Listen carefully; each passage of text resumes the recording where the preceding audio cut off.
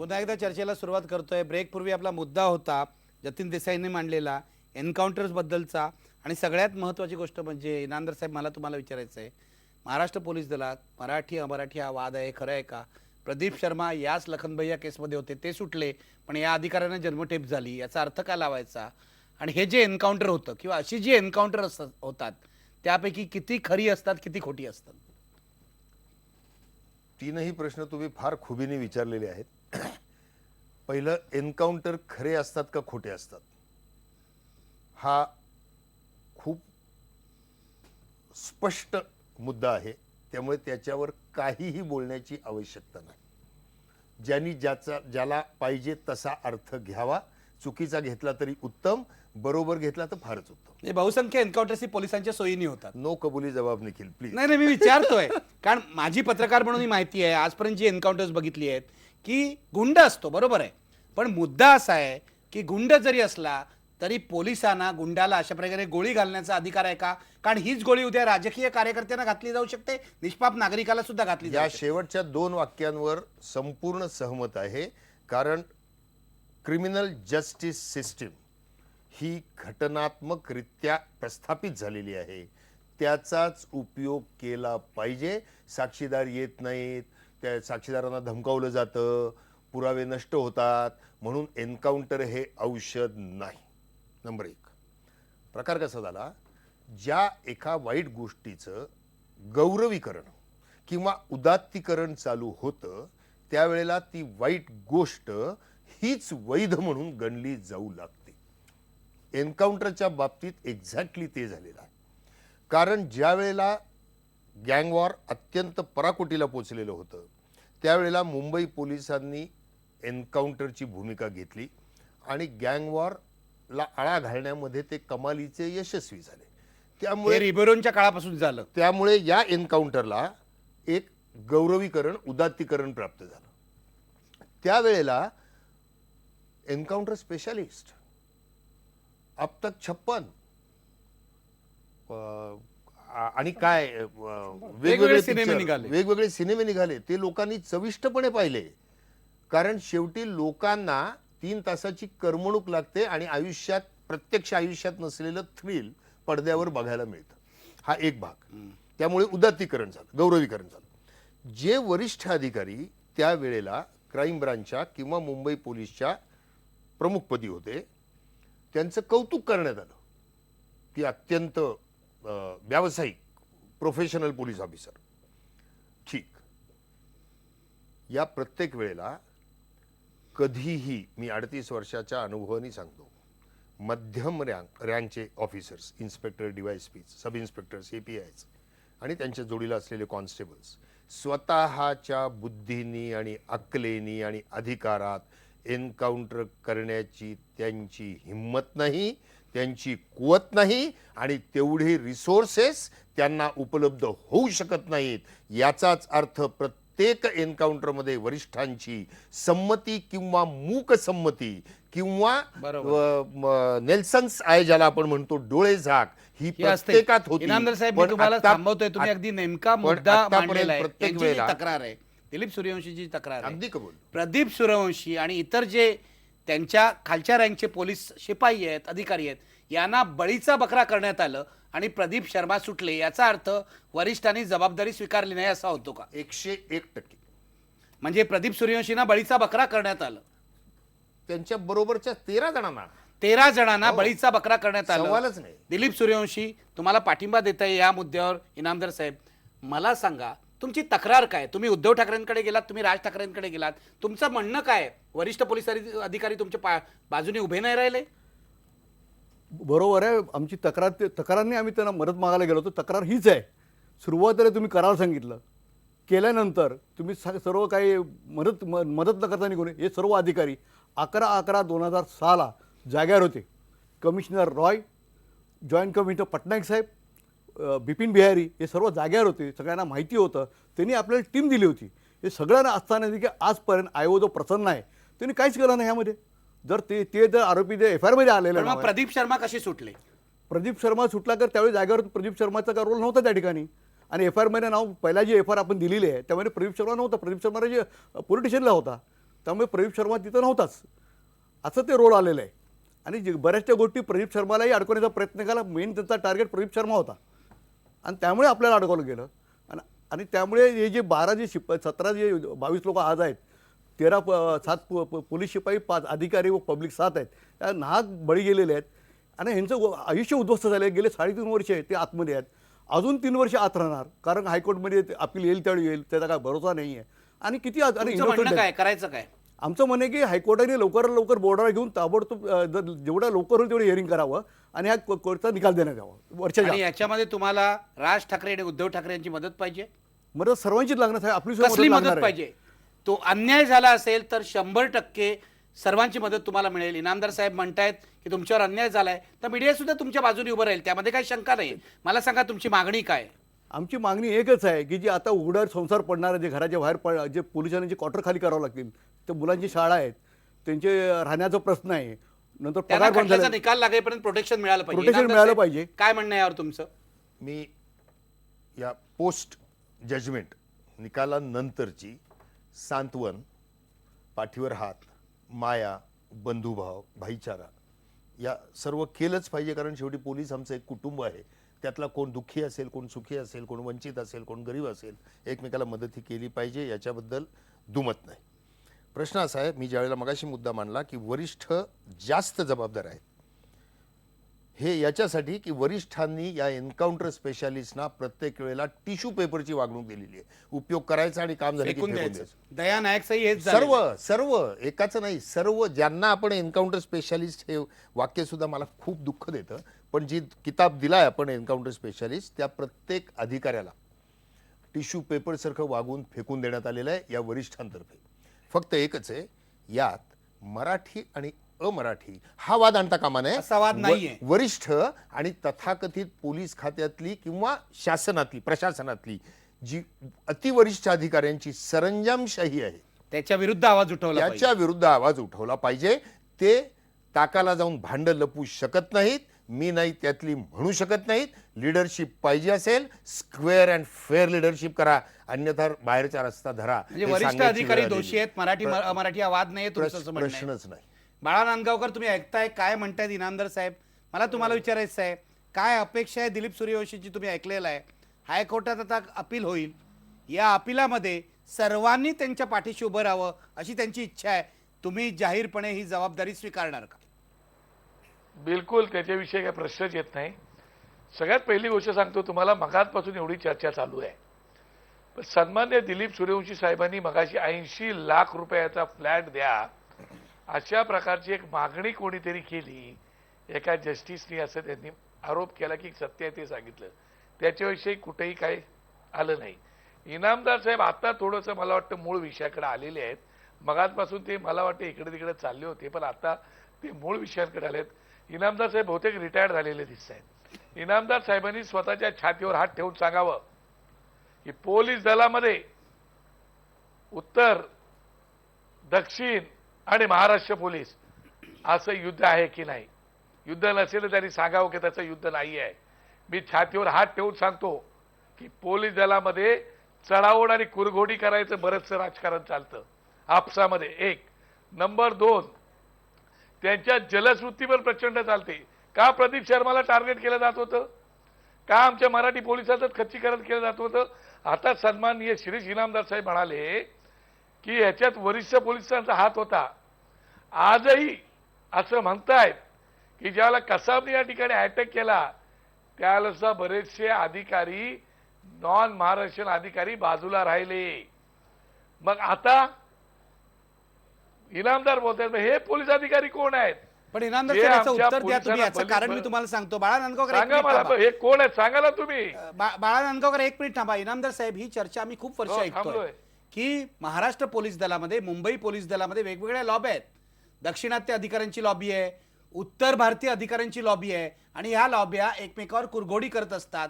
मराठी अधिकाऱ्यांवर सुद्धा कुरघोडी करत असतात. खरं काय आहे आम्हाला सांगा. नांदगावकर साहेबांनी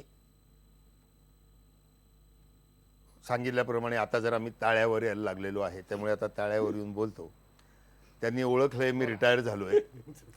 त्यांना प्रेमाने त्यामुळे स्पष्ट बोलायला अशी नाही, त्यांची नाही, अपेक्षा आहे. त्यांना मी किती मानतो ते त्यांना माहिती आहे आणि आमची ओळख मला आहे. कल्पना आहे. बाळासाहेबांना आपल्या नांदगावकर साहेबांना मला एवढंच सांगायचं आहे की रिटायर झाला हा काय माझा गुन्हा नाही, कारण आमचं क्षेत्र रिटायर होण्याचं आहे, तुमच्यासारखं कायम क्षेत्रात राहण्याचं नाही. हा एक लाईटर भाग झाला, विनोदाचा भाग. पण महत्वाची गोष्ट अशी आहे की पोलीस खातं सोडा हो. IAS, IPS, फॉरेस्ट, IRS प्रत्येक ठिकाणी प्रांतवाद आहे. महाराष्ट्रातल्या पोलिसात प्रांतवाद नाही, कारण ते सगळेच मराठी आहेत. तरी त्यातल्या त्यात कोकण, पण मराठवाडा, IPS अधिकारात आहे.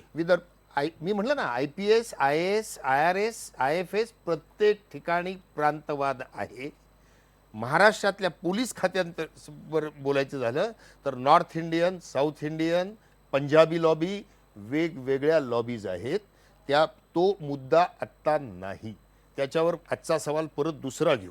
आजचा सवाल असा आहे की ज्या 21 पैकी 13 पोलिसांना शिक्षा झालेली आहे, तो न्यायालयाने दिल्यामुळे तो न्याय आहे असं पण धरून चालतो. पण असीम सरोदे मला माझ्याशी सहमत होतील. मी मुद्दामून असीमचं नाव घेतोय कारण he is legal expert in this panel. न्याय आणि अन्याय याच्या बरोबरच न्याय प्रक्रिया संहिता, क्रिमिनल जस्टिस सिस्टीमचं एक महत्त्वाची गोष्ट आहे. न्याय आणि अन्यायापेक्षा सुद्धा सत्य महत्त्वाचं असतं. या केसमधलं सर्वात दुर्दैव असं आहे, न्याय कुणावर झाला, अन्याय कुणावर झाला, हायकोर्ट आहे, सुप्रीम कोर्ट आहे. या केसमध्ये सत्य बाहेर आलेलं नाही असा माझा दावा पण मग करायचं आहे. काय? आणि तिथे न्याय प्रक्रिया, क्रिमिनल जस्टिस सिस्टीमचा या केसमध्ये पराभव झालेला आहे. पण मग करायचं काय? लढायचं. हायकोर्टात काय पुन्हा पुरावे, पुन्हा इन्व्हेस्टिगेशन होणार नाही, फक्त आर्ग्युमेंट होणार. अस्तित्वात असलेल्या व्यवस्थेमध्ये सर्व तरतुदी आहेत. फक्त मन लावून अभ्यास करून त्याचा उपयोग करून घेणे आणि सत्य समोर आणणे हे अशक्य नाही. असीम सरोदे, तुमचं काय म्हणणं आहे? आता इनामदार साहेबांनी तुमचं नावच घेतलं. काय उपाय आहे यावर? या पोलीस अधिकाऱ्यांवर, पोलिसांवर जर अन्याय झाला असेल तर करायचं काय? आणि सत्य बाहेर आलं नसेल. आणि सत्य कसं बाहेर काढायचं? नाही तर ज्या प्रकारे तपास झाला असेल आणि तपासातून जे तथ्य आलं असेल, जे कागदपत्र न्यायालयासमोर ठेवण्यात आले असतील, त्याच्या आधारे ही केस चाललेली आहे. त्याच्यामुळे मला हे पण मान्य नाही आहे की कोणीतरी खूप मोठा वकील असता आणि त्याच्यामुळे ते सुटले असते, असं पण नाही. कारण की मुळातच कलम 34 हे सगळ्यांना माहिती आहे की एकत्रित काहीतरी गुन्हेगारी स्वरूपाचा कट रचणं आणि गुन्हेगारी कारवाई करणं हे चुकीचंच आहे. त्याच्यामुळे पोलीस एन्काउंटर हे घटनाबाह्यच आहे. पोलीस एन्काउंटर हे चुकीचं किंवा बरोबर हा प्रश्न पण होऊ शकत नाही, कारण की ते नेहमीसाठी चुकीचं आहे आणि जगात सगळीकडे ते चुकीचं समजलं जाते. त्याच्यामुळे 2003 साली एक सर्क्युलर नॅशनल ह्युमन राईट्स कमिशननी काढलं होतं. त्याच्यामध्ये त्यांनी मार्गदर्शक सूचना दिल्या होती कशा प्रकारे एन्काउंटर हे चुकीचं आणि त्याचे एन्काउंटर जर घडलं तर काय काय करायचं. या सगळ्या गोष्टी जर पाहिल्या तर तो आदेश देणारा असो किंवा नसो, त्या आदेशाची अंमलबजावणी करणारे सगळेजण हे गुन्हेगार ठरतात आपोआप. आणि त्याच्यामुळे मला एवढंच म्हणायचं, मी कायद्याची बाजू सांगतो, मी पोलिसांच्या विरोधात मुळीच नाही. कारण की मला हे माहिती आहे की पोलीस अत्यंत वाईट वातावरणात राहतात, अत्यंत घाणेरड्या घरांमध्ये राहतात, अत्यंत जास्ती तास त्यांना काम करावं लागते, त्यांच्यावर खूप मोठे मोठे अन्याय होतात लोअर लेवलच्या पोलिसांवर, हे मला पूर्ण मान्य आहे. तरी पण एन्काउंटरचं समर्थन कोणत्याच दृष्टिकोनातून केलं जाऊ शकत नाही. आणि त्याच्यामुळे मला असं वाटते की आपण कायद्याच्या चौकटीत राहून त्यांना काय मार्ग असेल तो त्यांनी जरूर वापरला पाहिजे. तो सगळ्यांनाच उपलब्ध असलेला मार्ग आहे. पण या केसमध्ये पूर्णच्या पूर्ण दृष्टिकोन हा कायद्याचा किंवा कायद्याच्या प्रक्रियेतून येणारा जो दृष्टिकोन आहे तो पूर्ण पोलिसांच्या एन्काउंटरच्याच पूर्ण सिस्टीमच्या विरुद्ध आहे.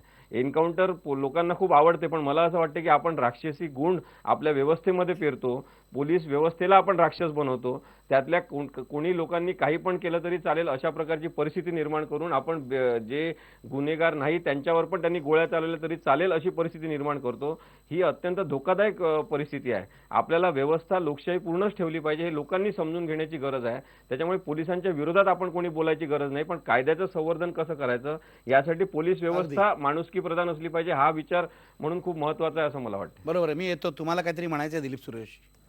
आसिम साहेबांनी आता सांगितलं की ते NRCH national human right commission त्यामध्ये लक्कनबाईच्या वगैरे अर्ज केला होता. ह्युमन राईट कमिशनने त्या बेसवर इन्क्वायरी करून हे एन्काउंटर हे जिनीने असं ठरवलेलं आहे.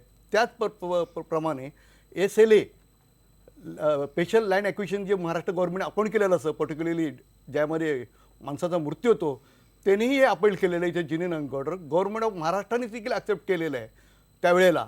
आणि एवढं सगळं असताना देखील प्लस हायकोर्टाच्या काही डायरेक्शन होत्या, नार्कोटिक्स घेतल्या पाहिजेत, रिपोर्ट दिला पाहिजे. तुमचं असं म्हणणं आहे ही खरी चकमक होती, जेन्युइन एन्काउंटर Genuine encounter आहे. इनामदार साहेबांना report काहीतरी त्यामध्ये वेगळं आहे. सांगायचं आहे. आणि इनामदार report आहे. साहेब, तुमचं काय म्हणणं आहे? रेकॉर्डर रिपोर्ट आहे सगळे पहिली नॅशनल ह्युमन राईट पहिली कमिशनची. गोष्ट ज्या न्याय प्राधिकरणाची नावं माझ्या मित्रांनी घेतली त्यांना खटला चालवून निकाल देण्याची पॉवर आहे का, हा सर्वात महत्त्वाचा मुद्दा आहे. त्याच्यावर असीम सर निश्चित प्रकाश पाडू शकतील. कारण त्या प्राधिकरणानं जर अधिकार असता तर मग कोर्टांना सिग्निफिकन्सच राहत नाही. त्यामुळे ही पॅरलल केंद्र काही तयार झालीत असं नाही. प्रत्येक न्याय प्राधिकरणाची मानवी हक्क आयोग असेल किंवा काही असेल त्यांची एक ठराविक चौकट आहे. त्या चौकटीमध्येच ते न्याय देतील, मतप्रदर्शन करतील. खरा न्याय देण्याची प्रक्रिया ही न्यायालयांवर अवलंबून आहे. हे एक. दुसरी महत्त्वाची गोष्ट, एन्काउंटर क्षम्य नाहीत, किंबहुना एन्काउंटर ग्राह्यच नाहीत. एन्काउंटर करण्याची पाळी येणं म्हणजेच पोलिसांचा पराभव असं मानणाऱ्यातला मी आहे. कारण शेवटी त्यामुळे एन्काउंटरचं समर्थन करता येणार एन्काउंटरचं नाही. समर्थन करायचा प्रश्नच येत नाही. प्रश्न एवढाच आहे की सत्य बाहेर काढण्यासाठी या पोलिसांना त्यांच्या स्वतःच्या खात्याकडून काय मदत मिळणार? काय मदत मिळाली आणि का मिळाली नाही. नंबर एक, आता सगळं झाल्यानंतर अपील जरी केलं आणि हे निर्दोष सुटले किंवा शिक्षा कमी झाल्या तरी त्याला 3-4 वर्ष लागणार आहेत. तोपर्यंत यांच्या कुटुंबाची वाताहत होणार आहे, यांच्या आरोग्याची वाताहत होणार आहे. हे नुकसान कधीही भरून न निघणारं होणार आहे. आता याच्यावर मराठी किंवा अमराठी हा वाद करून चालणार पण नाही. सरकार काय करणार? कारण सर्वात महत्वाचा भाग आहे, मला एक वाक्य बोलू दे. ज्या वेळेला प्रसिद्ध मराठी गँगस्टर्सना मारलं मन्या सुर्वे, एन्काउंटर मध्ये, मन्या सुर्वे. मन्या सुर्वे असो, कित्येक त्यांना मराठी ऑफिसरनीच मारलं. त्यावेळेला मराठी ऑफिसरचा एन्काउंटर स्पेशालिस्ट म्हणून कधी सत्कार केल्याचं मी पाहिलं नाही किंवा शाबासकीही दिली नाही, जाहीर निवेदनही केलं नाही. 11 ऑगस्टच्या आझाद मैदानच्या मोर्चाच्या बाबतीत पोलिसांवर खूप टीका केली, शिंतोडे उडवले.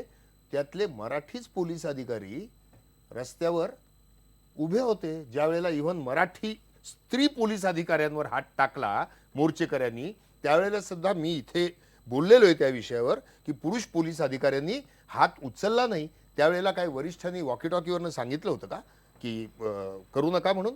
म्हणजे ह्यात मराठीपणा नसतो, यात एकूण खात्याचं नीतिधैर्य. म्हणजे ही वरिष्ठांची जबाबदारी ही असं तुमचं वरिष्ठांची म्हणणं. जबाबदारी आहे. मी अंकुश आणि काकडेंकडे ते जाणार आहे. अयशस्वी ते सरकारचे प्रतिनिधी आहे. पण त्याआधी जतीन देसाई, तुम्ही काय सुचवाल या केसमध्ये काय झालं पाहिजे? एन्काउंटरचं समर्थन कोणीही करणार नाही. एन्काउंटर कायदेशीर दृष्ट्या जी आहेत ती बेकायदेशीर आहेत, हे अनेक निकाल आलेले आहेत. पण मला सांगा, याच्यामध्ये जर या प्रदीप सूर्यवंशी सकट सगळ्यांवर अन्याय झाला असेल तर काय करायला पाहिजे? ना मला निश्चित, मी आधीच ज्या स्वरूपानं सांगितलं की प्रदीप सूर्यवंशी आणि इतर 12 पोलीस अधिकारी जे आहेत की त्यांच्यावर निश्चितच अशा स्वरूपानं अन्याय झाला आहे. अन्याय या अर्थानं की शेवटी ज्या स्वरूपानं शिरीष इनामदारांनी सांगितलं किंवा आधी मी सांगितलेलं की अशा स्वरूपाचं इन्स्पेक्टरच्या स्तरावर एन्काउंटर कधीही ठरत नसतं. त्याचं कोणीतरी मास्टर्स असतात, पॉलिटिकल मास्टर असतात आणि सिनियर अधिकारी असतात. या सगळ्या इथे छोट्या अधिकाऱ्यांना या बळी सगळ्या देण्यात आलंय. या सगळ्या ह्याच्यात या लोकांना बळी घेण्यात आलेलं आहे, ही वस्तुस्थिती आहे. आणि हे मात्र इकडेच नाही, आपल्याला गुजरातमध्ये दिसतं, आपल्याला उत्तर प्रदेशमध्ये दिसतं आणि सगळीकडे दिसतं. मला असं वाटतं की या ठिकाणी मराठी अमराठी करण्याऐवजी की मुळातच पोलिसांचे जे काही प्रश्न आहेत की आता गेल्या महिन्यात सुप्रीम कोर्टाने महाराष्ट्राच्या चीफ सेक्रेटरीला सांगितलं आहे सुप्रीम कोर्टात येण्याचं समन दिलेलं आहे. कारण की महाराष्ट्राने पोलीस रिफॉर्म जे आहे ते केले की जे जनता पार्टीचं जे 1977 साली जे काही सरकार होतं त्या सरकारच्या काळात नॅशनल कमिशन जे काही सेटअप केलेलं, त्या नॅशनल कमिशनने अनेक सुधारणा केलेल्या, त्या अनेक सुधारणा सजेस्ट केलेल्या, त्याच्या कुठेही अंमलबजावणी नाही. महाराष्ट्र त्यातलं एक राज्य आहे की ज्याने त्यातला अजिबात अंमल केलेला नाही. आणि अशा स्वरूपानं जर काही अंमल करण्यात आल्या असत्या तर मला असं वाटतं की मराठी अमराठी किंवा मराठी पोलिसांचं जे काही खच्चीकरण होतं आहे ते खच्चीकरण होणार नाही.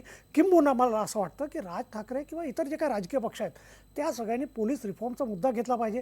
त्या पोलीस रिफॉर्ममध्ये कॉन्स्टेबल कशा स्वरूपानं राहतात, त्यांची एकूण परिस्थिती काय, कशा स्वरूपात 24/7 काम करावं लागतं, या म्हणजे सगळ्या ज्या काही तळचे गोष्टी सगळेच आहेत, पोलीस अधिकारी मग म्हणजे या पोलीस दलामध्ये secular आयपीएस education आणि पासून नॉन या आयपीएस सगळ्या ज्या अशी एक काही मोठी गोष्टी आहेत, वर्णव्यवस्था निर्माण झालेली आहे. या सगळ्या कुठेतरी मला वाटतं की एकूण सर्वांगी अशा स्वरूपानं आपल्याला विचार केला पाहिजे. इनामदार साहेब, तुम्हाला काहीतरी म्हणायचं, मी येतो, तुम्ही दोघेही पोलीस अधिकारी आहात, पण मला आधी सरकारकडे जाऊ दे. सरकारी पक्षाचे प्रवक्ते आहेत आपले अंकुश काकडे. काकडेजी, काय म्हणाल तुम्ही, सरकार काय करणार आहे? म्हणजे आर पाटील, अजून तरी माझं असं मत आहे, हा सहृदयी गृहमंत्री आहे, काय करणार आहे या पोलीस अधिकाऱ्यांसाठी? नाही, पहिल्यांदा मला हे पुन्हा स्पष्ट करायचं आहे की महाराष्ट्र पोलीस दलामध्ये असणारा कोणीही, मग तो शर्मा असो, शेख असो, काकडे असो, वागळे असो, सरदे असो, महाराष्ट्र पोलीस दलाचा सेवक म्हणून किंवा महाराष्ट्र पोलीस दलाचा रक्षक म्हणून तो जर त्या ठिकाणी योग्य कृती करत असेल तर त्याच्या पाठीमागे सरकारने उभं राहिलं पाहिजे. मग तो शर्मांची कृती जर का योग्य असेल तर त्या शर्मांच्या पाठीमागे देखील सरकारने उभं राहिलं पाहिजे. किंवा देशमुख असतील, देशमुखांवरती जर त्यांनी केलेली कृती योग्य असेल, सूर्यवंशींच्या बंधूंच्या बाबतीमध्ये जर घटना घडली किंवा इतर पोलीस कॉन्स्टेबलच्या बाबतीमध्ये घटना घडली, जर त्यांनी केलेली कृती योग्य असेल तर त्याच्या पाठीमागे आपण उभं राहिलं पाहिजे. शिरीष इनामदार हे माझे अतिशय फार जुने मित्र आहेत. पुण्यामध्ये त्यांचं वास्तव्य होतं. पोलीस अधिकारी म्हणून त्यांनी अतिशय चांगल्या प्रकारे नाव देखील कमवलेलं आहे. परंतु मला असं वाटतं की पोलिसांनी जर का योग्य एन्काउंटर केलं असेल, फेक एन्काउंटरचं कोणीही समर्थन करणार नाही, कोणताही राजकीय पक्ष करणार नाही, सरकार देखील करणार नाही. परंतु ज्या ठिकाणी योग्य एन्काउंटर झालं असेल तर त्या ठिकाणी योग्य एन्काउंटरच्या पोलिसाच्या कृतीच्या पाठीमागे सरकारने उभं राहिलं पाहिजे. शेवटी पोलीस दलाचं देखील मनोधैर्य वाढलं पाहिजे. त्यांनी केलेल्या कृतीमध्ये जर का त्याची कृती योग्य असेल, आज मला या ठिकाणी जतीन देसाईंचं एक बरं वाटलं, नाही तर प्रत्येक ठिकाणी मानवाधिकार समित्या ज्या असतात त्या ठिकाणी कुठे पोलिसांनी केलेली, म्हणजे पोलिसांकडनं दोन्ही होतं, लाठी हल्ला का केला म्हणूनही त्यांच्यावरती हे होते, लाठी हल्ला का केला नाही म्हणून देखील त्यांच्याकडे हे होते. शेवटी कायदा आणि सुव्यवस्थेचा प्रश्न ज्यावेळेला सांभाळायचा असतो त्यावेळेला पोलिसांना त्या ठिकाणी केलेली त्यांची कृती ही योग्य असेल तर त्याच्या पाठीमागे उभं राहिलं पाहिजे. याच्यामध्ये मराठी आणि अमराठी नको. शर्मांच्या यांच्याशी मी सहमत आहे इनामदारांशी की वरिष्ठ पोलीस अधिकाऱ्यांमध्ये अनेक लॉब्याज आहेत. साऊथ इंडियन्स असतील, नॉर्थ इंडियन्स असतील किंवा आपले महाराष्ट्रीयन पोलीस यांच्यामध्ये आहेत. त्यांचं ते राजकारण करतात. राजकीय नेते जेवढे राजकारण करत नाहीत तेवढे हे IPS अधिकारी राजकारण करतात. ही वस्तुस्थिती आहे. ते त्यांचं राजकारण कसं तोडता येईल यासाठी सरकारने देखील प्रयत्न केले पाहिजे. परंतु प्रामाणिकपणे केलेल्या कृतीचं समर्थन सरकारने केलं पाहिजे. पोलीस अधिकाऱ्यांनी त्याच्या पाठीमागे देखील उभं राहिले पाहिजे, जेणेकरून त्यांचं मनोधैर्य खर्ची होणार नाही. मग तो कोणत्या जातीचा आहे, धर्माचा आहे नाही. आता या ठिकाणी प्रदीप शर्मांची सुटका झाली. प्रदीप शर्मा, आता मला नेमकं माहिती नाही की ते कोणत्या राज्यातले आहेत वगैरे, पण जर ते महाराष्ट्रातले असतील तर ते महाराष्ट्रीयनच आहेत ना.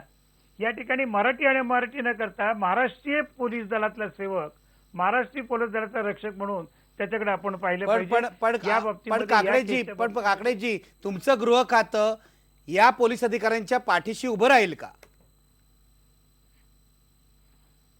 नाही, निश्चितच ही सगळी चर्चा झाल्यानंतर मी जरूर आपल्याला वचन देऊ इच्छितो की आर पाटील असतील, उपमुख्यमंत्री असतील किंवा मुख्यमंत्री असतील, जर या पोलिसांनी केलेली कृती योग्य असेल, जरूर या ठिकाणी सेशन्स कोर्टाने त्यांना दोषी ठरवलं असेल, पण त्यांनी केलेली कृती तुम्हाला योग्य वाटत असेल आणि ती योग्य असेल तर आपण त्या बाबतीमध्ये उच्च न्यायालयामध्ये अपील करावं, त्यांना पूर्ण संरक्षण द्यावं, चांगल्या प्रकारचे वकील त्यांच्या पाठीमागे उभे करावेत, जेणेकरून त्यांचे कुटुंब उद्ध्वस्त होणार नाहीत.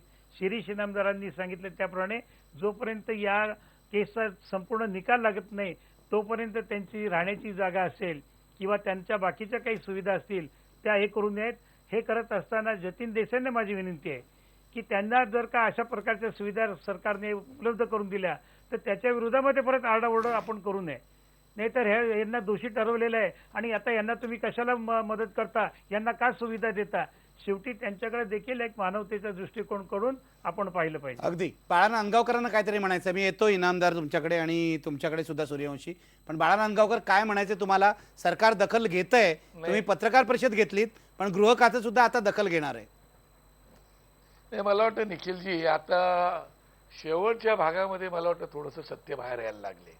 का आता सगळ्यांनाच पोलिसांची त्यांना होणारा त्रास, त्यांना न मिळणाऱ्या सुविधा, आणि आता असंही आता काकडे साहेबच म्हणाले योग्य की अयोग्य पोलिसांच्या पाठीमागे उभं राहिले पाहिजे. अयोग्य असेल तर नाही, योग्य असेल तर.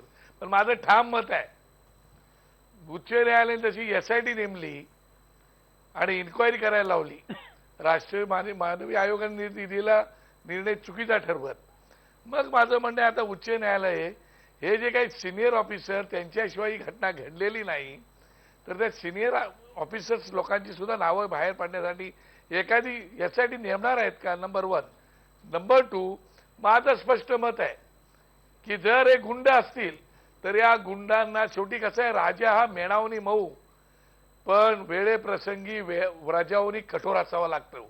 राजाची भीती वाटली पाहिजे, पोलिसांची माझ्या भीती वाटली पाहिजे त्या गुंडांना. मग तो बाळा नांदगाव गुंड असेल तर त्याला पण भीती वाटली पाहिजे. मग कोणी असो, लखनभाई असो ना तर आणखीन कुठला राम्या पवार असो. माझं म्हणणं आहे पोलिसांनी एन्काउंटर जर केलेलं असेल असं धरा, तर त्या चुकीचं केलेलं आहे असं माझं म्हणणं नाही.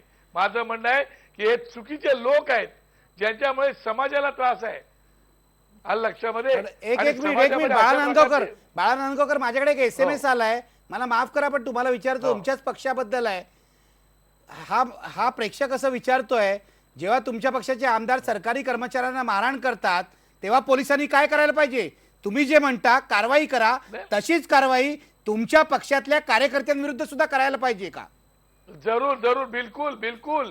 त्याबद्दल आम्ही कुठलीही तडजोड करणार नाही. त्या दिवशी तुम्हाला म्हणवलं आम्ही राम कदमच्या बाबतीमध्ये, मी स्वतः राज ठाकरे साहेबांना फोन करून सांगितलं होतं, हे त्यांनाही नंतर सांगितलं की नाही त्या चुकीच्या गोष्टींना आम्ही कुठली तडजोड करू इच्छित नाही. आणि म्हणून गुंड आहेत ते गुंडच आहेत, त्या गुंडांचा सन्मान राखला जाणार नाही, तर त्यांना अशाच प्रकारे या ठिकाणी त्यांची जागा दाखवली पाहिजे. नाहीतर गुंड फोपावतील, माफिया राज आहे, नाही तर तसंच चाललेलं आहे. आणि म्हणून माझ्या RR पाटलांना विनंती आहे की तुम्ही गोळीला उत्तर गोळीने देताना, आमच्या काळामध्ये पण आम्ही एन्काउंटर केले होते, लक्षामध्ये. हे गुंडांना तुमची भीतीच वाटली पाहिजे. ती जर भीती वाटली नाही तर कायद्याचं राज्य राहणार नाही. आणि म्हणून जर हे एन्काउंटर केलेलं असेल तर ते का केले त्याचा विचार राज्य शासनाने केला पाहिजे. आणि या माझ्या पोलिसांच्या पाठीशी खंबीरपणे उभं राहून SP चिनाय, मनोज सारखे किंवा फोंडा सारखे किंवा उज्ज्वल निकम सारखे मोठे वकील देऊन या पोलिसांना आमच्या बाहेर काढले पाहिजेत आणि त्यांना वाटेल त्या सुविधा दिल्या पाहिजेत, तर पोलिसांचं मनोधैर्य वाढेल. नाही तर पोलिसांचं मनोधैर्य वाढणार नाही आणि गुंडांचं राज्य येईल आणि मग गुंडांना आपली पाठीशी घालतो का असं चित्र निर्माण होईल, असं मला वाटते. ठीक आहे, अत्यंत वादग्रस्त मुद्दा बाळा नांदगावकर यांनी मांडलेला आहे. मला एक नवा आजचा सवाल करावा लागेल, एन्काउंटर योग्य की अयोग्य या विषयावर. तो मला आता करायचं नाहीये, पण शेवटी इनामदार साहेब तुम्हाला काहीतरी म्हणायचंय आणि सूर्यवंशी तुम्हाला काहीतरी म्हणायचंय. सूर्यवंशी आधी तुम्ही म्हणा. आता नांदगावकर साहेबांनी सांगितलं ते योग्यच आहे. काकडे साहेबांचा मी आभार तुम्हाला मानतो. एक पोलीस अधिकारी म्हणून वाटतं की गोळ्याच घातल्या पाहिजेत? गोळ्या घालायचा प्रयत्न जर गुंडाने पोलिसवर फायरिंग केली तर पोलिसनी काय करावं? तर पोलिसनी उत्तर दिलं पाहिजे. उत्तर द्यायचं का नाही द्यायचं? आणि जे वेपन दिलेलं आहे त्यांना प्रोटेक्शन आहे शिक्षण 100 प्रमाणे, ते करायचं का नाही करायचं? फक्त बघत राहायचं, वरिष्ठांना विचारतं काय करू म्हणून. तेच कोर्टात झालं परवा. आणि जे वरिष्ठ होते, मी नावाने जे सांगितलं, कमिशनर रॉय होते, जॉईंट CP पटनायक होते, बिपिन बेहर होते, यांना का टक्का करण्यात आली? हे गुन्हेगार नाहीत? तुमचं असं म्हणणं आहे, यांनी आदेश दिले होते? त्यांनी आदेश दिले होते, लेखी आहे, FIR मध्ये आहे, 302 FIR 302/06 FIR कोर्टामध्ये आहे, केस आहे, रेकॉर्डर्स आहेत 307ची, आणि it is on record. I have taken the आणि परमिशन. वरिष्ठ अधिकारी नामानिराळे राहिले आणि आणि तुमच्यासारख्या गरीब- तुमच्या भावासारख्या छोट्या अधिकाऱ्यांवर आणि कारवाई झाली. बरोबर आहे. आणि ह्या एका मॅजिस्ट्रेटमुळे झालेली आहे, तिला आहे. मॅनेज केलं गेलं. आणि ठीक आहे, हा एक अत्यंत वादग्रस्त विषय आहे. विषय ना, तुम्ही असून नसेल भ्रष्टाचाराचा आरोप मॅजिस्ट्रेटवर करताय. कारण कदाचित चुकीचं कंटेम्प्ट ऑफ कोर्टचा खटला, आणखी एक खटला माझ्यावर सुद्धा लागेल. पण मला इनामदार साहेब खरी आहे ती कोण- शेवटी आणि- तुम्हाला विचारायचं आहे, शेवटी काय म्हणाल तुम्ही? नांदगावकर साहेबांच्या आवेशपूर्ण वक्तृत्व आणि भावना वक्तृत्वाची दाद देतो, भावनांचीही स्वागत करतो. पोलिसांच्या वर्किंग कंडिशन्स, कार्यप्रणाली यात बदल केला पाहिजे, पण ही मोठी लढाई आहे, कारण बरेच व्हेस्टेड इंटरेस्ट हितसंबंध गुंतलेले आहेत. त्याच्यावर ज्या वेळेला मात करण्या इतका आपला समाज परिपक्व बनेल त्यावेळेला ते होईल. काकडे साहेबांनी एक सत्ताधारी पक्षाच्या प्रवक्त्याला साजेशी प्रतिक्रिया दिलेली आहे आणि माझी त्याची खरोखर ते म्हणल्याप्रमाणे जवळजवळ 40 वर्षापासूनची ओळख आहे. आणि त्यांनी सांगितलं की योग्य काय आहे, न्यायालयाने दिलेला निर्णयाची योग्यता तपासून आम्ही मदत करू. मला एकच म्हणायचं आहे आणि इथे आपल्याला परत असीम साहेबांकडे जावं लागणार आहे की न्यायालयाच्या निर्णयाची योग्यता तपासण्याचा अधिकार शासनाला आहे का, हा पहिला प्रश्न. पण हायकोर्टात अपील करावं लागेल. हायकोर्टात अपील शासन, कारण आता सरकारतर्फे शासन आरोपीच्या म्हणजे लखन भैयाच्या बाजूने होतं ना, कारण ही इज अ विक्टीम. त्यामुळे शासन या पोलीस अधिकाऱ्या, शिक्षा झालेल्या पोलीस अधिकाऱ्यांच्या बाजूनी अपील नाही करू शकणार. अयोग्य असलं तरी, आहे का नाही दॅट इज डिफरंट थिंग, अयोग्य असलं तरी अपील करू शकणार नाही, पहिली गोष्ट.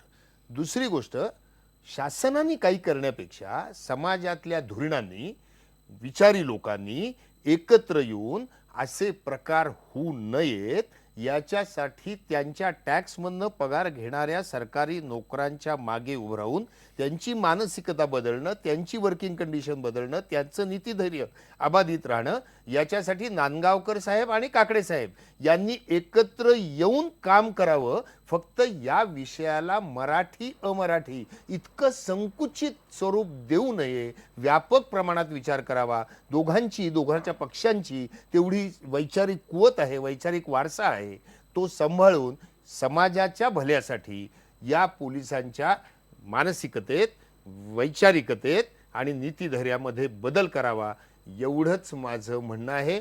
बाकी या निकालाविरुद्ध पोलिसांच्यासाठी शासन काय करू शकेल हा कायदेशीर हे मुद्दा आहे. असीम हे पण व्यवस्थित मला आता अगदीच वेळ संपलेला आहे, मी खूपच वेळ वाढवलेला आहे, त्यामुळे ही चर्चा आणखी पुढे नाही मी करू असीम शकत. सांगेल. कधीतरी आपण ही पुन्हा चर्चा करूया. खूप गुंतागुंतीचा हा प्रश्न आहे. एन्काउंटर्स, पोलीस अधिकाऱ्यांचं एकूण भूमिका, पोलीस अधिकाऱ्यांवर होणारा अन्याय, नागरिकांवर होणारा अन्याय, एन्काउंटरचा हत्यार म्हणून कसा वापर केला जाईल, हे सगळे गुंतागुंतीचे प्रश्न आहे. कधीतरी पुन्हा चर्चा करूया. शेवटी पुन्हा एकदा प्रश्न पहा, महाराष्ट्रात मराठी पोलिसांचं खच्चीकरण होत असल्याचा राज ठाकरे यांचा आरोप योग्य आहे का? बघा पडद्यावर. आता 85% लोक म्हणतात होय, हा आरोप योग्य आहे. आपल्या चर्चेचा हा परिणाम दिसतोय. शेवटी मी इतकंच म्हणेन, कुणावरही अन्याय होऊ नये. एन्काउंटरचं समर्थन कायद्याच्या आधारे करता येणार नाही आणि या देशामध्ये पोलिसांनी केलेली बहुसंख्य एन्काउंटर्स ही फेक आहेत असं आजपर्यंत सिद्ध झालेलं आहे. तरीसुद्धा गुंडांवर ताबा कसा मिळवायचा, नियंत्रण कसं मिळवायचं आणि कायद्याचं राज्य कसं राखायचं हा महत्त्वाचा प्रश्न आहे. आणि अशा पोलीस अधिकाऱ्यांवर, कनिष्ठ पोलीस अधिकाऱ्यांवर अन्याय झाला असेल तर त्यांच्यासाठी कुणी भांडायचं, त्यांच्या बाजूला कसं, त्यांच्या पाठीशी कसं उभं राहायचं हाही महत्त्वाचा प्रश्न आहे. धन्यवाद. पहा फक्त IBN लोक.